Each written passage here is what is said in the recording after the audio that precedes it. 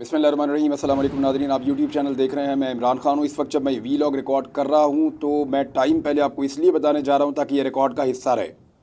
इस वक्त तमाम टीवी चैनल्स उनकी मॉनिटरिंग भी हो रही है। हम अपने तौर पर रिज़ल्ट इकट्ठे कर रहे हैं और जो नताइज मुख्तलिफ़ जगहों से आ रहे हैं उन सबको इकट्ठा करने के बाद मैं आपके सामने एक सूरत हाल रखने वाला हूँ और ये वीलॉग मैं चाहता हूँ रिकॉर्ड का हिस्सा रहे ताकि हम इसको याद दिला सकें।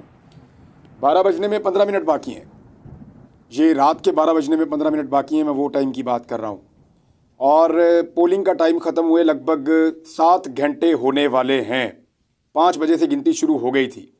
इस वक्त तक अमूमन जो रिज़ल्ट आ जाते हैं वो 80%, 85%, 75% इसके बीच में नताइज आ चुके होते हैं, लेकिन अभी तक नताइज जो हैं वो सुस्त रवि का शिकार हैं।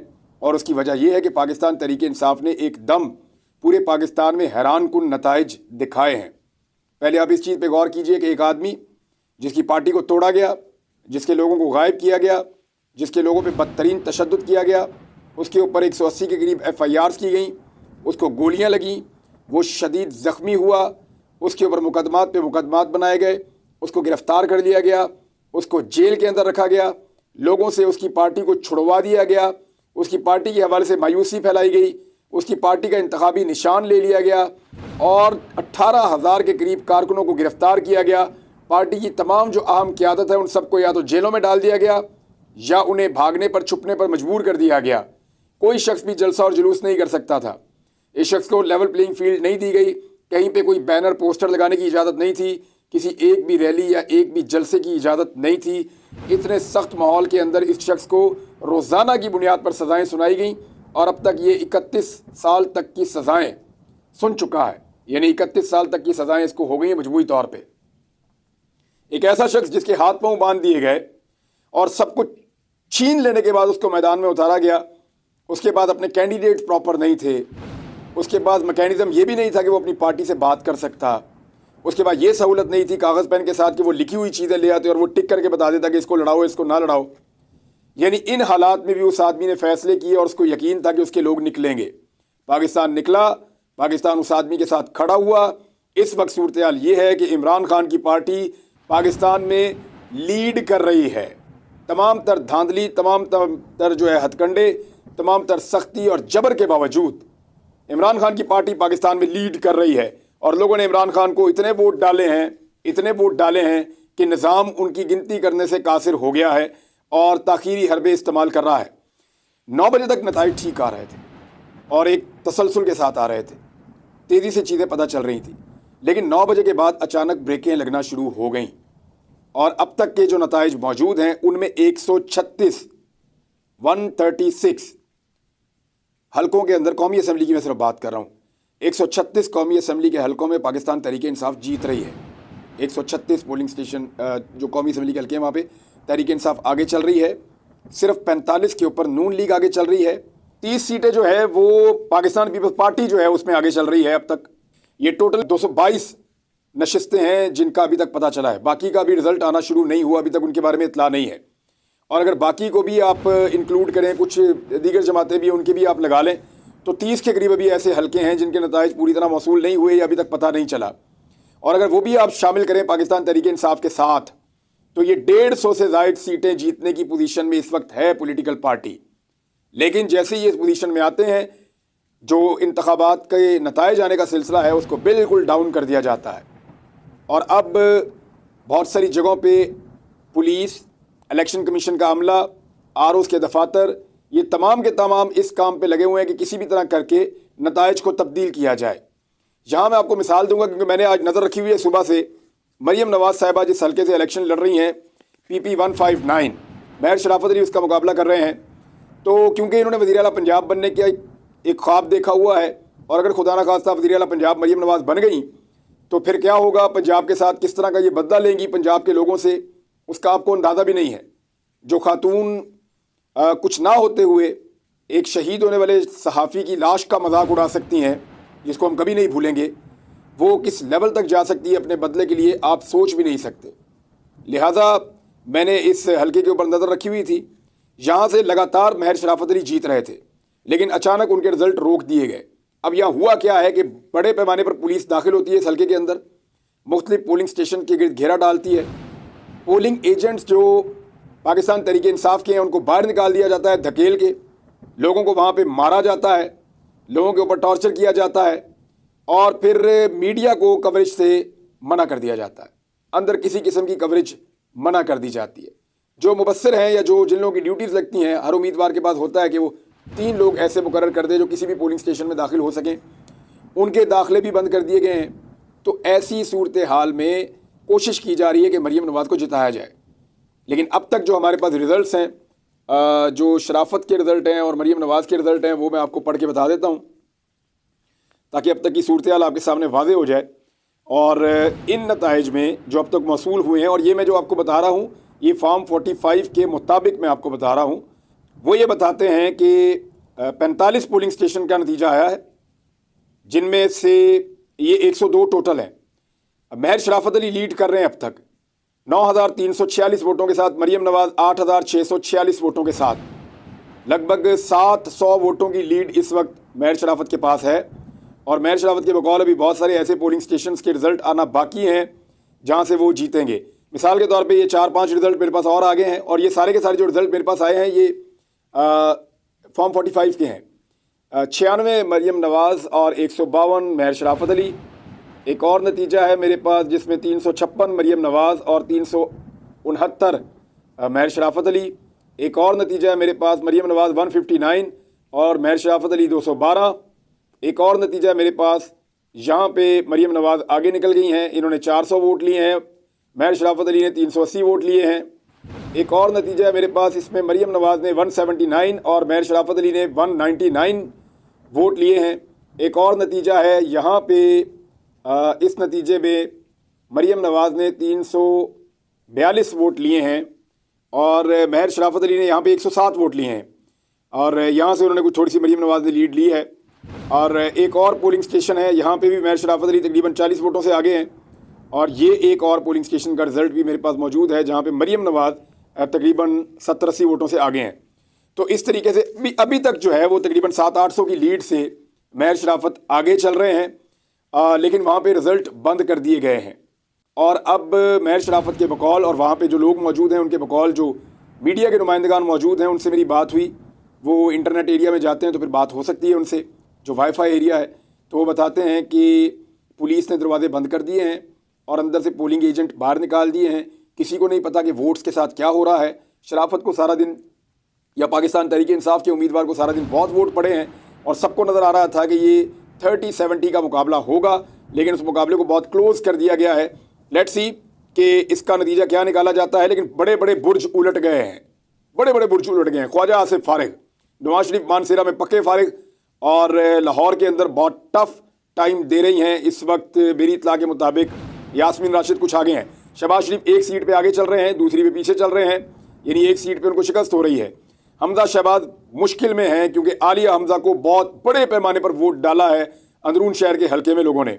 खुर्रम दस्तगीर जो है वो पीछे चल रहे हैं 1000 की लीड से। खुर्रम दस्तगीर के जो मुखालिफ हैं मोहम्मद मुबीन आरिफ, वो 1500 की लीड से आगे चल रहे हैं। जावेद लतीफ़ इलेक्शन तकरीबन हार चुके हैं। राना तनवीर सख्त मुश्किल में है। नासिर बोसाल, ये बड़ा तगड़ा कैंडिडेट है PMLN का, ये भी इलेक्शन हार चुके हैं। चौधरी सालिक हुसैन, चौधरी शुजात के बेटे, ये मेरे ख्याल में पंजाब का सबसे बदतरीन इलेक्शन ये हारने जा रहे हैं। दूसरी तरफ सलमान अकरम राजा ये इलेक्शन जीत चुके हैं। मेजर ताहिर सादिक वो अपनी सीटें निकाल चुके हैं अपनी बेटी के साथ, और अयाज अबीर अपनी सीट जो है वो निकाल चुके हैं। और इनके अलावा जरताज गुल वज़ीर, उन्होंने बहुत बड़ी कामयाबी हासिल की है, वो 20,000 से ऊपर की लीड पे आगे बढ़ रही हैं। तो इस तरह पंजाब में अगर देखा जाए तो 100 के करीब या 100 से थोड़ी ऊपर सीटों पर पाकिस्तान तहरीक इंसाफ आगे चल रही है। 141 में से कुछ हल्कों में इलेक्शन हुआ भी नहीं, लेकिन 100 के करीब पाकिस्तान तहरीक इंसाफ आगे चल रही है। 136 टोटल हैं। खैबर पख्तूनख्वा में अगर इंडिविजुअली उसको आप देखें तो 40-42 हैं, लेकिन 136 का टोटल अभी दिया गया है क्योंकि कुछ का भी रिजल्ट जो है वो कंपाइल हो रहा है। इंटरनेट अभी तक बंद है। देखें, इंटरनेट की बंदिश की वजह ये बताई गई थी कि पाकिस्तान में सिक्योरिटी का मसला हो सकता है, लॉ एंड ऑर्डर का मसला हो सकता है, दहशतगर्दी का खदशा हो सकता है। इलेक्शन का टाइम ख़त्म हुए अब 7 घंटे गुजर चुके हैं, अब तकरीबन 12 बज चुके हैं।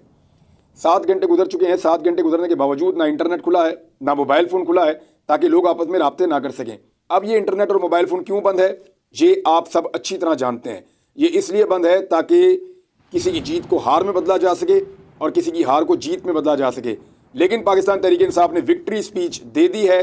पाकिस्तान तहरीक इंसाफ के चीफ ऑर्गेनाइज़र जो उमर अयूब साहब हैं, वो खुद भी एक बड़ी लीड से इलेक्शन जीते हैं। उन्होंने विक्ट्री स्पीच दी है और उन्होंने ये कहा कि उनकी पार्टी जीत चुकी है और पूरी पार्टी को उन्होंने एक ही बात की कि आप अपने फॉर्म 45 हर हाल में हासिल करें और आरओज़ के दफ्तर के बाहर बैठें पुरअमन तरीके से और वहाँ से अपने नतीजे लेकर अपने घर जाएं। और आइंदा चंद घंटे यानी अगले 7-8 घंटे बहुत इंपॉर्टेंट हैं। इनमें आप अगर आराम से ना बैठे तो फिर आप अगले 5 साल आराम से बैठ सकते हैं। मीडिया को कवरेज से रोका जा रहा है, पोलिंग एजेंट्स को निकाला जा रहा है, आरओ ऑफिस के अंदर जो है वो अब कवरेजेस बंद की जा रही हैं और इसके अलावा जो मीडिया के लिए फैसिलिटी एक कायम की गई थी कि जहां से नताइज मीडिया को मिलने थे, वो फैसिलिटीज़ भी ख़त्म की जा रही हैं, बल्कि ख़त्म कर दी गई हैं। तो ये सब कुछ क्यों किया गया है? वो इसलिए कि अब झुड़लू फेरने का टाइम आ गया है और बड़े मशकूक अंदाज में, क्योंकि कुछ लोगों ने रिपोर्ट किया है और गाड़ी नज़र आई है, लेकिन जो लोग रिपोर्ट कर रहे थे वहाँ खड़े हुए वो ये कह रहे हैं कि इस गाड़ी में राजा सिकंदर सुल्तान जो चीफ इलेक्शन कमिश्नर हैं वो बगैर प्रोटोकॉल के अकेले निकले हैं किसी को मिलने के लिए। अब ये सवालात लोग उठा रहे हैं कि अगर वो निकले हैं तो वो क्यों निकले हैं, और अगर वो किसी को मिलने जा रहे हैं तो ऐसे क्यों मिलने जा रहे हैं। इस वक्त तो उनकी ड्यूटी उनके दफ्तर में होनी चाहिए और उनको हर हाल में तमाम तर तवज्जो इंतखाबात के ऊपर मरकूज़ करनी चाहिए और उनके नताइज के ऊपर मरकूज़ करनी चाहिए। जो इलेक्शन के रिजल्ट्स हैं उनको बहुत स्लो किया गया है। लगता है कि आइंदा चंद घंटों के अंदर अचानक से अनाउंसमेंट्स की जाएंगी और रिजल्ट को बदला जाएगा। कुछ भी किया जाए, पाकिस्तान तहरीक इंसाफ ने यह साबित कर दिया है कि तमाम तर मुश्किलात के बावजूद उन्होंने बहुत अच्छा खेला। अवाम ने बड़े पैमाने पर निकल के वोट दिए, अवाम ने खौफ के बुत तोड़ दिए, अवाम ने ये बताया कि वो इमरान खान को क्या समझते हैं, उन्होंने ये बताया कि उनकी सोच क्या है। वो मायूस नहीं है, वो जमहूरियत पर यकीन रखते हैं, वो वोटिंग पर यकीन रखते हैं और वो अपने वोट की ताकत से पाकिस्तान में तब्दीली लाना चाहते हैं। तो ये तो हो गया जी आज के इंतखाबात का और उसके बाद नताइज आने का सिलसिला। मैंने जो अब तक की तफसीलात हैं वो आपके सामने रख दी हैं। एक बड़ी खबर यह है कि खैबर पख्तूनख्वा में पाकिस्तान तहरीक इंसाफ की हुकूमत बन चुकी है। मैं आपको फिर बता रहा हूँ कि खैबर पख्तूनख्वा में इतने लोग जीत चुके हैं पाकिस्तान तहरीक इंसाफ के सूबाई नशिस्तों पर कि अब उन्हें मखसूस नशिस्तों की ज़रूरत नहीं पड़ेगी। मैं ये आगे होने के लिहाज से बात कर रहा हूँ, गैरत में गैरत सरकारी नतीजा है ये। लेकिन इसमें जो पाकिस्तान तहरीक इंसाफ का ट्रेंड आ रहा है उनके आज़ाद उम्मीदवारों का, वो इतनी ज़्यादा बड़ी तादाद में आगे चल रहे हैं कि कोई उनका मुकाबला नहीं कर पा रहा। सिर्फ कौमी असम्बली की 3-4 नशिस्तों पर ही कोई और आगे है, बाकी सब के ऊपर पाकिस्तान तहरीक इंसाफ आगे है और 45 टोटल वहाँ पे नशिस्तें हैं कौमी असम्बली की। अब सूबाई नशिस्तों की मैं बात करूँ तो वहाँ पे पाकिस्तान तहरीक इंसाफ ने इतनी कामयाबी हासिल कर ली है कि अगर उन्हें मखसूस नशिस्तें ना भी मिलें, इसके बावजूद पाकिस्तान तहरीक इंसाफ अपने आज़ाद उम्मीदवारों के ज़रिए से खैबर पख्तूनख्वा में अपना वज़ीर आला और अपनी काबीना बना सकती है। जबकि पंजाब के अंदर भी सूरत हाल इससे मुख्तलिफ नहीं है। PMLN से फ़िलहाल आगे चल रही है पाकिस्तान तहरीक इंसाफ। सेंट्रल पंजाब के अंदर सारा दाव लगाया जा रहा है। गुजरांवाला में, नारोवाल में, सियालकोट में ख्वाजा आसिफ तो ऑलमोस्ट इलेक्शन हारने की तरफ जा रहे हैं, लेकिन सेंट्रल पंजाब में, कसूर में, ओकाड़ा में, लाहौर में, इन एरियाज़ में दाव लगाने की कोशिश की जा रही है ताकि किसी तरह से भी मैनेज किया जा सके, PMLN को कुछ ऐसी सीटें दिलाई जा सकें कि वो बाद में जो इत्तेहाद बने हुकूमत का उसका हिस्सा बन जाएं। देखिए, अगर पाकिस्तान तहरीक इंसाफ हुकूमत का हिस्सा बनने से इनकार करती है और PMLN पीपल्स पार्टी से हाथ नहीं मिलाती तो फिर किसी की भी हुकूमत नहीं बनेगी। ये सिनेरियो आप याद रखिएगा कि पाकिस्तान तहरीक इंसाफ इतने बड़े पैमाने पर सीटें हासिल कर चुकी है कि अगर पाकिस्तान तहरीक इंसाफ के उम्मीदवार इमरान खान के कंट्रोल में रहते हैं, जिसका कभी इम्कान है कि वो रहेंगे, बहुत कम डेंट पड़ेगा अगर पड़ेगा तो PMLN और पीपल्स पार्टी को मिलकर ही हुकूमत बनानी पड़ेगी। ये मुमकिन ही नहीं होगा कि PMLN और पीपल्स पार्टी हाथ मिलाए बगैर हुकूमत कोई एक बना ले। इनको मिलकर बनानी पड़ेगी और अगर ये आपस में ना मिले तो फिर हुकूमत किसी की भी नहीं बनेगी और जब किसी की भी हुकूमत नहीं बनेगी तो फिर क्या होगा?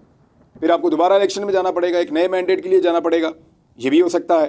तो अब जो सूरत हाल है वो मैंने आपके सामने रख दी है, किस किस्म की हरकतें हो रही हैं। और ये एक दावा था जिसकी कली खुल गई है।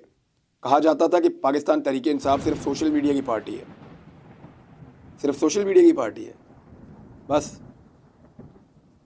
इतना ही मुकाबला करना था। यानी अभी तो रिज़ल्ट आना शुरू हुए हैं और रिज़ल्ट रोक दिए गए हैं। यानी 9 बजे के बाद कौन रिज़ल्ट रोकता है? विक्ट्री स्पीच पाकिस्तान तहरीक इंसाफ ने 11:15 बजे के करीब दी है। इसी टाइम पे नवाज शरीफ ने दी थी, तो बहुत सारे लोग उसको डिफेंड कर रहे थे कि ठीक है जी, इतने बजे तक रिजल्ट आ जाते हैं। तो आज इतने बजे तक रिजल्ट क्यों नहीं आ रहे? इंटरनेट क्यों बंद है? पूरी दुनिया में पाकिस्तान की जगहसाई हो रही है। ये बहुत अनफॉर्चुनेट है। इन मामलात को देखा जाना चाहिए। पाकिस्तान के इदारों को ये बात समझनी चाहिए, निगरान हुकूमत को ये बात समझनी चाहिए कि इस मुल्क का मज़ीद मजाक ना उड़ाएं। अगर ज़बरदस्ती कोई हुकूमत मुसल्लत कर भी दी गई तो हम पाकिस्तानी उसे कैसे तस्लीम करेंगे? और अगर उसे तस्लीम नहीं करेंगे तो वो हुकूमत कैसे चलेगी? ये वो बड़े सवालात हैं जिनके जवाब आपको आज रात ढूंढने होंगे। अब तक के लिए इतना ही। अपना ख्याल रखिएगा, अपने इस चैनल का भी। अल्लाह हाफ़िज़।